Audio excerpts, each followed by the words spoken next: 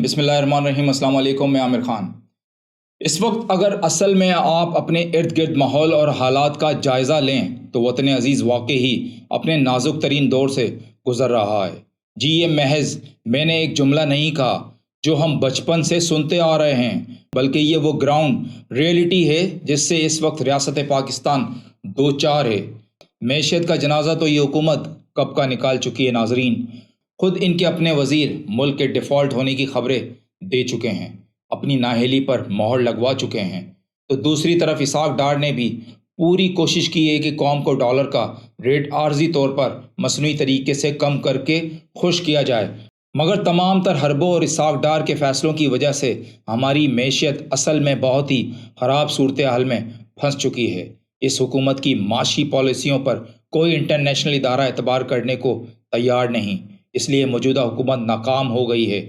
رواں مالی سال کی بیرونی فائنینسنگ کو پورا کرنے کے لیے جس کی وجہ سے 6 ارب ڈالر کے شارٹ فال کا سامنا ہے ہمارے خزانے کو، اس لیے اب کچھ اطلاعات کے مطابق حکومت پوری کوشش کر رہی ہے کہ IMF سے نئے مالی سال کے لیے نیا قرض پروگرام کی منظوری لی جائے اور رواں مالی سال کے شارٹ فال کو اس میں ایڈجسٹ کیا جائے۔ یہ بھی میں آپ کو خبردار کرتا چلوں اور بتاتا چلوں کہ حکومت کو اگلے سال 25 ارب ڈالر کی بیرونی قرضوں کی ادائیگی بھی کرنی ہے۔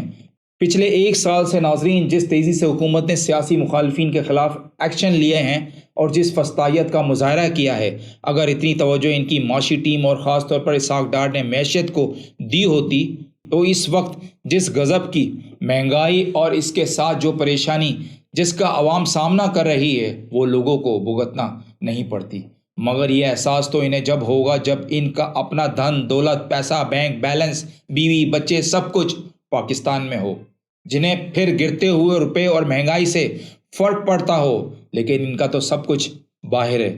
یہاں تو صرف یہ حکومت کرنے آتے ہیں، لیکن شاید ہماری قسمت ہی پھوٹی ہے کہ ہم پر ایسے حکمرانوں کو لادا گیا ہے جان بوجھ کر، اور جب اچھے حکمران ملے ہیں تو ہم نے ان کی قدر کرنے کے بجائے انہیں اپنی ضد اور انا کا نشانہ بنایا ہے اور بناتے رہیں گے اور بناتے چلے آ رہے ہیں۔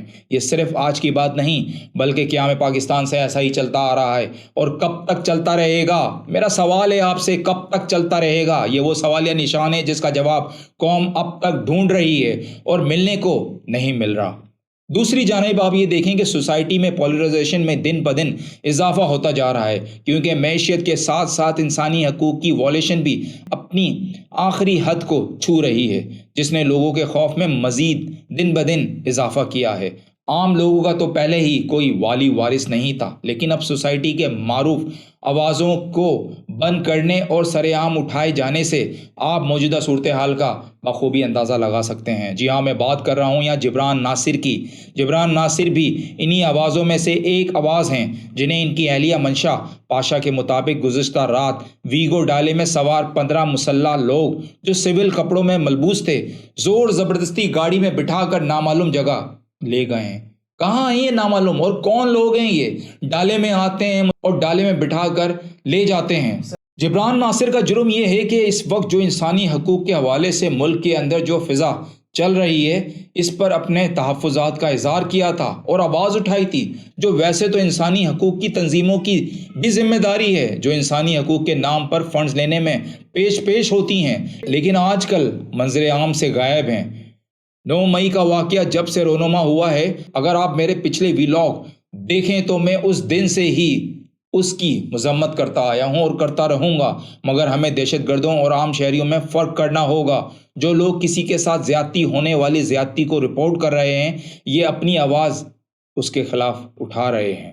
انہی کو غائب کر کے اور زبان کی تالہ بندی کر کے کیا امیج ہم اپنا دنیا کے سامنے پیش کر رہے ہیں ناظرین؟ اس سے تو بیرون ملک ہمارے تمسخر میں مزید اضافہ ہوگا۔ پہلے ہی ہمارے ملک کا پاسپورٹ کچرا ہو گیا ہے۔ اس طرح کی کارروائیاں یا اس میں کمی نہیں اضافے کا باعث ہی بنیں گی، اور جو بن رہی ہیں مگر کسی کو فکر نہیں۔ جن کو فکر کرنی چاہیے ان کے تو 2 3 پاسپورٹس ہیں، ان کے تو پوری دنیا میں ویزے لگے ہیں، پوری دنیا میں گھر ہیں، بیویاں ہیں، بچے ہیں، سب کچھ ہے، ان کے کاروبار وہاں پر ہیں، فرنچائز وہاں پر ہیں۔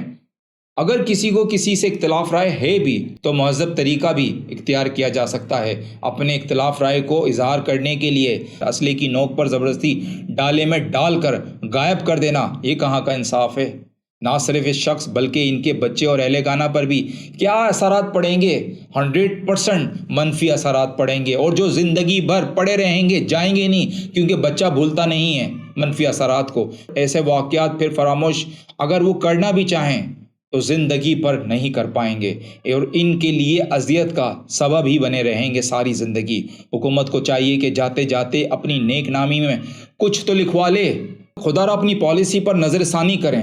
ابھی تک کے لیے اتنا ہی ناظرین، اپنا خیال رکھیے گا، اپنے اس چینل کو لائک، سبسکرائب اور شیئر کریں زیادہ سے زیادہ، ہم بھی آپ کے لیے کانٹینٹ لا رہے ہیں، جہاد سے کم نہیں ہے اس دور میں، تو پلیز ہمیں سپورٹ کریں۔